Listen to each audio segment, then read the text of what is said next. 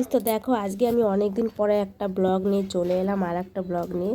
তো এটা হচ্ছে আমাদের জালে এই মাছটা পেয়েছে, এটা হচ্ছে বোয়াল মাছ। তো মাছটা অনেকটা বড় ওজন, মানে অনেকটা বড় মাছ, আর এটা ওজন কিন্তু অনেকটা হবে, 9 2 কেজি ওজন তো হবেই। মানে ভিডিওতে অত বোঝা যাচ্ছে না, কিন্তু হাতে নিয়ে আমি বুঝতে পারছি মাছটা কত বড়।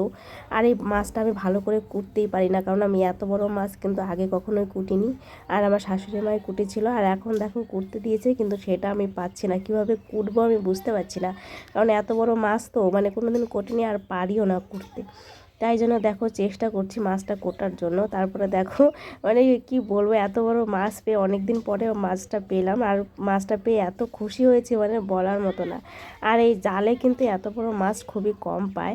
তারপরে আমার শাশুড়িমা বলছে তুই ওর, তুই পারবি না, আমি কুটে দিচ্ছি। তারপরে দেখো আমার শাশুড়িমা বসে গেছে মাছটা কোটার জন্য। আর বিশেষ করে এই মাছটা মানে খেতে না এত স্বাদ, যেহেতু নদীর মাছ না, পুকুরের মাছ।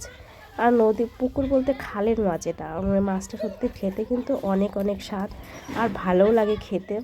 তো কার কার খেতে ইচ্ছে করছে কিন্তু চলে এসো মাছ খাওয়ার জন্য আমাদের এখানে, আমাদের বাড়িতে।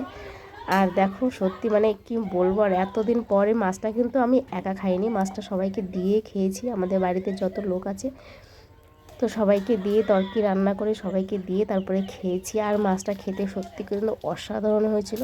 তারপরে দেখো মাছ কিন্তু পিসগুলো অনেকগুলো পিস হয়েছে মাছের, এই পিসগুলো দেখো কতগুলো পিস হয়েছে। সত্যি মাছ বলে সত্যি এত ভালো লাগে, মানে বলার মতো না এই মাছগুলো খেতে। আর যেহেতু দেশি মাছ সত্যি খেতে কিন্তু অসাধারণ। তো সবাই চলে এসো, বাই বাই, টাটা।